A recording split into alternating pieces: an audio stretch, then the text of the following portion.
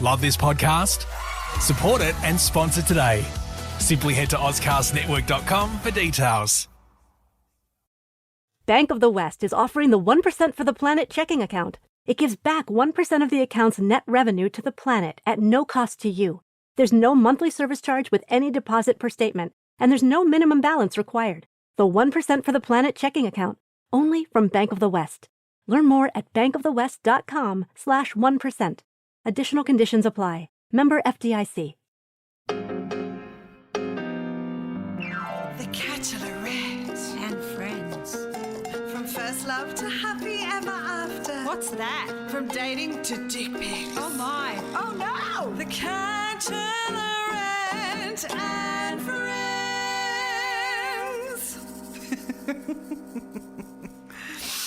Oh, I love a good dick. This podcast contains sexual references, coarse language, and adult themes from the beginning and throughout. It is not recommended for listeners under the age of 15.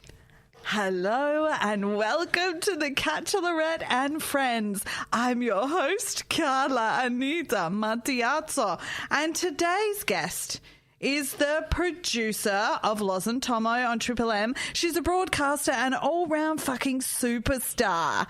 Today, we have Alicia Foster. Welcome back to the podcast. Thanks for having me again. Oh, fangulo. So basically, Alicia and I have been sitting here for half an hour talking some real good stuff, and I didn't press record. Yeah, so some of you have missed my greatest life advice.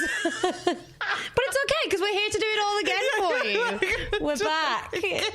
Oh, my goodness. And we're on record now. Ridiculous. Yeah. How ridiculous. Okay, so we will go back over some of the stories, but we were on such a really nice flow. We were talking about self-worth and people wasting your time. So let's keep on that track, I reckon. So how did you know that he was wasting your time, the boyfriend that you had as an adult? Yes, yeah.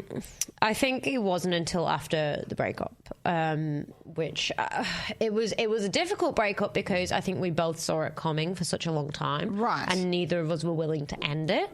And so when it finally did, it wasn't a shock, but we both weren't ready to go our separate ways because we were relying on each other so much. Right. So anyway, to cut a long story short, I think I realised he was wasting my time. It would have been months later when I start to, work on myself and find my own worth, and I start to reflect back on that relationship and think about, the way that he was acting and his actions and the way that he would articulate things to me. And I just think, we were together for 2 years, and of that 2 years, he never really saw it going anywhere. And he admitted that to me at the end. He said, I never really saw a future with you, and yeah, I think that it was just yeah. So it is what it is. I think. Particularly as I was so vocal about our future and us moving in together and all that, and he would just stay silent. There was so that's going to be my big thing moving forward is getting the communication. Yeah, as long important. as they're talking back to you. Yeah. And it's such a turn on, though, Alicia, when you're actually able to sit there with somebody that you're interested in, they're interested in you, and you can actually have a fucking conversation. Yeah, exactly. Well, that's what I mean. As long as he would have said to me, hey, I don't see that comment, it would have been fine, but because he just let me keep talking and talking and talking. Oh, and so I was just in my own little world thinking this is all good, this is what he thinks as well. But yeah. Do you think that relationship was you in it for his potential, not for who he was necessarily? I don't know. I think that we definitely got along a lot, and there was a lot of great things about our relationship. I think that maybe he just had some growing up to do. Yeah, fair. And he was I'm not sure. He just wasn't in the same space as me, and he wasn't prepared to deal with some of the issues that I had in my life. Yes. It was a bit too much for him. Right. And when it came to working hard at the relationship, he wasn't willing to work hard, and I was. And I think that's what, in the end, broke us down was, I was starting to realise these things about myself, I needed to work on, and he wasn't willing to work on them with me. So it kind of came to a crescendo and ended. Yeah, right. So do you think that you collected some deal breakers in that relationship that you wouldn't stand for in the future? Definitely. Definitely. There's a few occasions I can think of. I mean, it's stuff that we laughed about at the time, but looking back and I go, that was not okay. Right.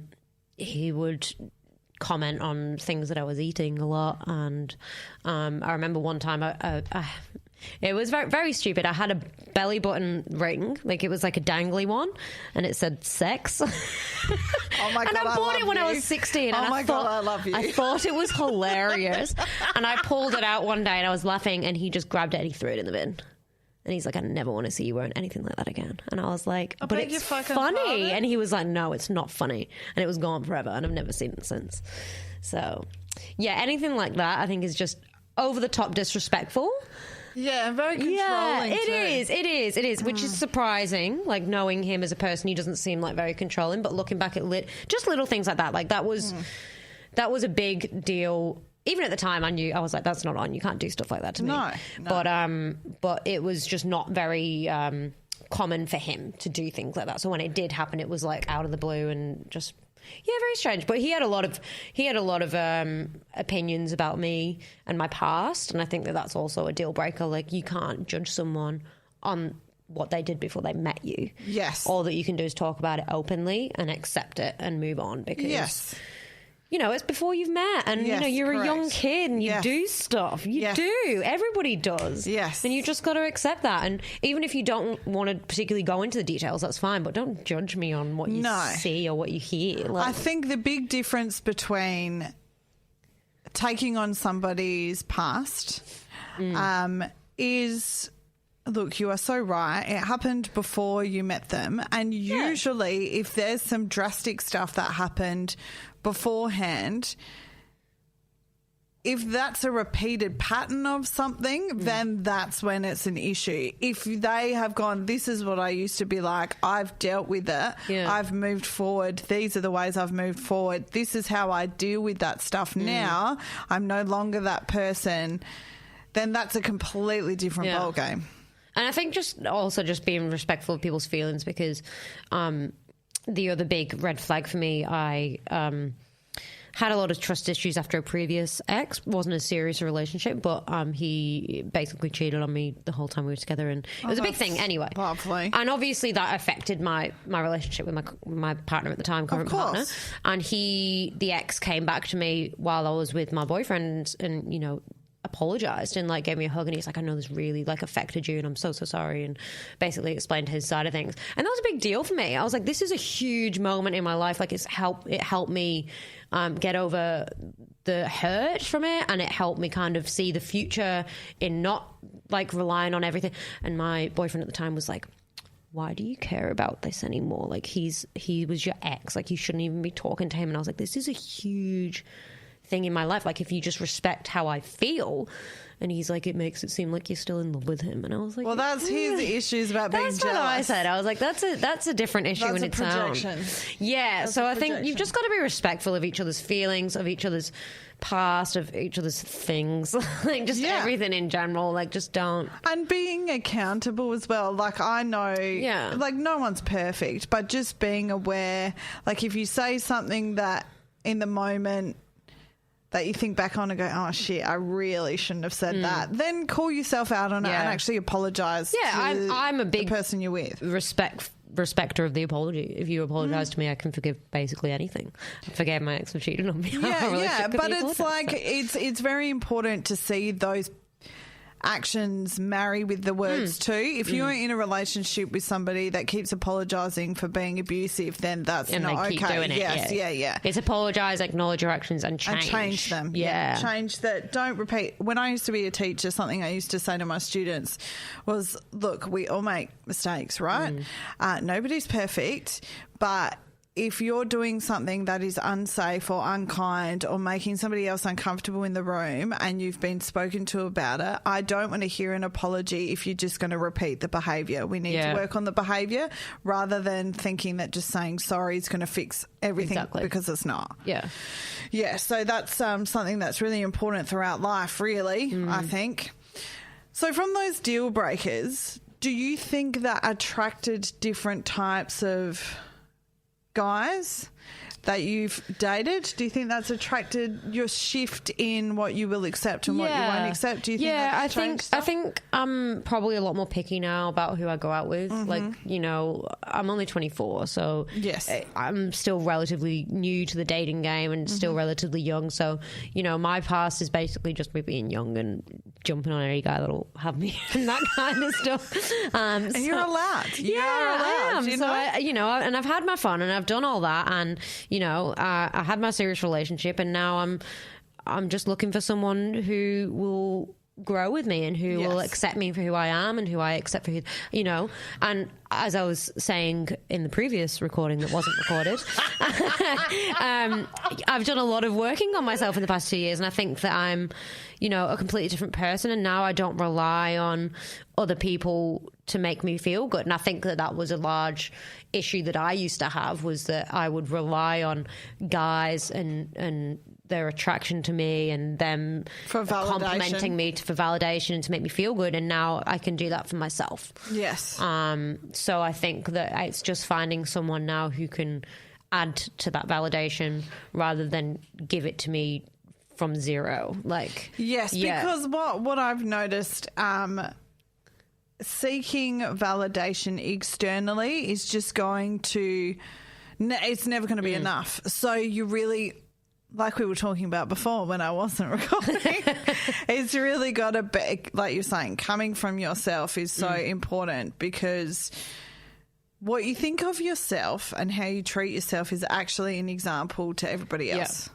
And it sounds impossible. Like, even to me a year ago, it sounded like the impossible, unachievable thing of, what do you, like, you keep talking about this, but I can't physically do it. But you can if you put in the time and the work on yourself. Yes. You can get there. And I'm not saying I'm 100% there. I'm not saying that I'm Nobody perfect is, and everybody, and I love myself and I'm all that I ever need. No. But, you know, I'm definitely a lot more accepting, and I definitely don't rely on others to feed me the need that I have. Sure. Yeah. So what would you say in practical terms has helped you achieve that? So I know something that works for me is therapy. I know something that works for me mental health wise is exercise. Yep. I know that eating well makes me feel better. Yep. That's also really helpful. What are the practical things that you have implemented to, you know, boost yourself there? All three that you said are definitely great, and I've definitely, you know, done all three of those, and that definitely helps. Therapy is a huge one, because actually, like, voicing your thoughts and having feedback on them. And they're objective. Yeah, exactly. You know, exactly. They don't It's not the same as chatting to your friends. It's really not. So yeah, I'd advise everybody to go to therapy. Like, even if you don't count yourself as having any mental health issues, like, it's just good for you, for your soul. It's good. It's like just a check-in.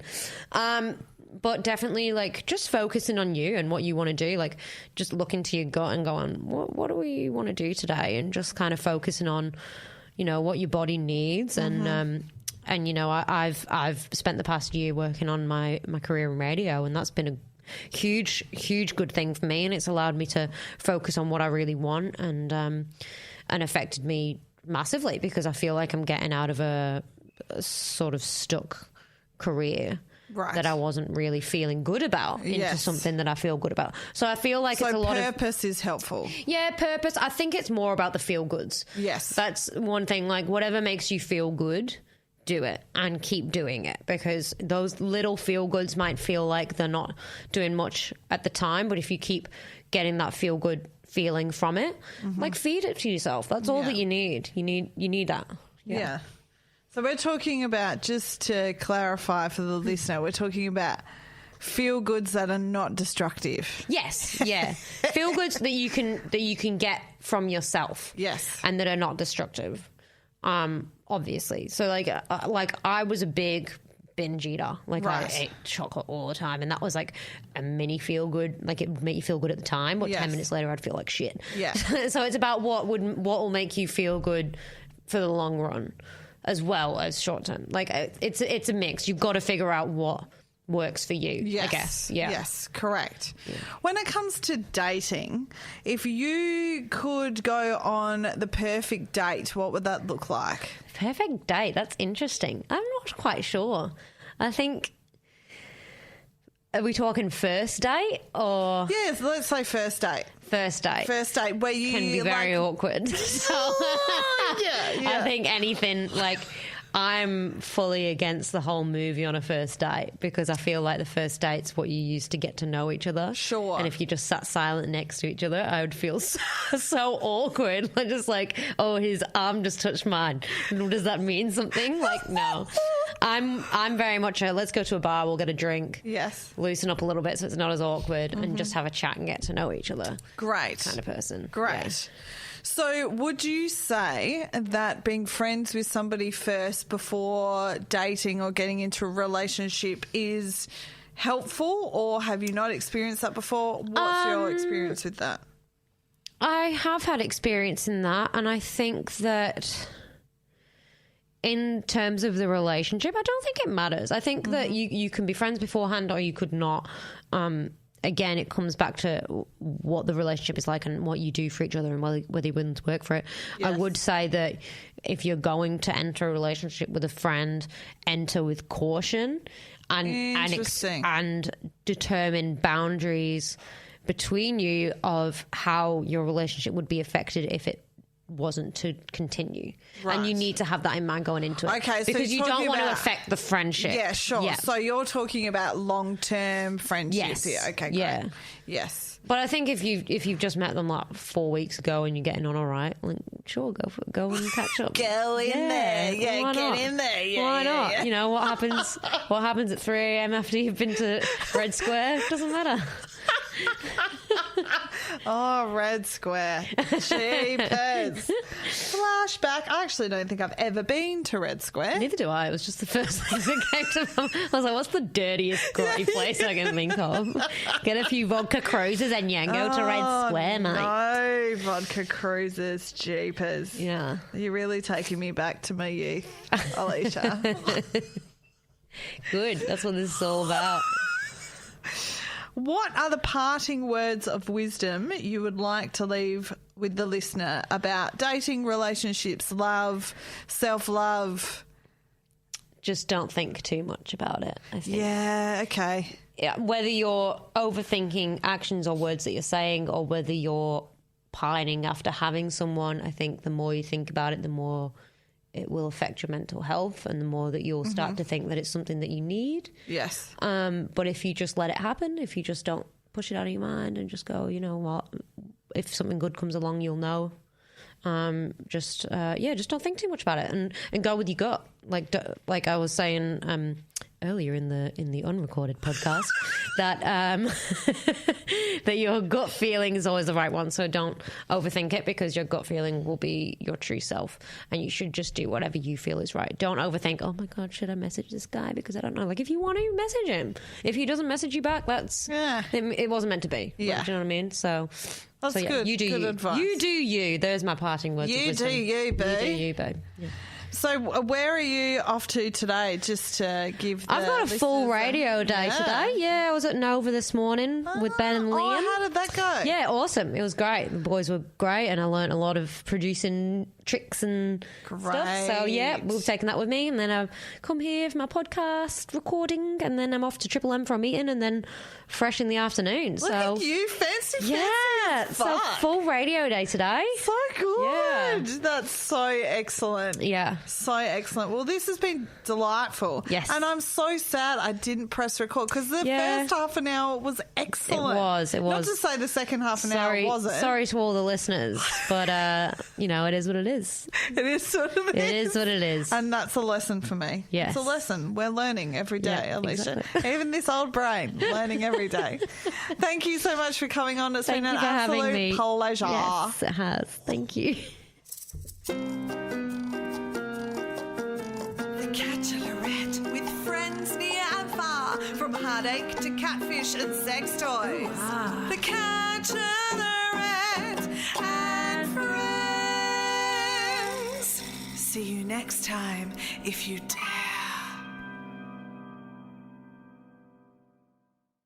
Bank of the West is offering the 1% for the Planet checking account. It gives back to the planet at no cost to you, and there's no monthly service charge with any deposit per statement. Only from Bank of the West. Learn more at bankofthewest.com/1%. Additional conditions apply. Member FDIC. Love this podcast? Support it and sponsor today. Simply head to AuscastNetwork.com for details.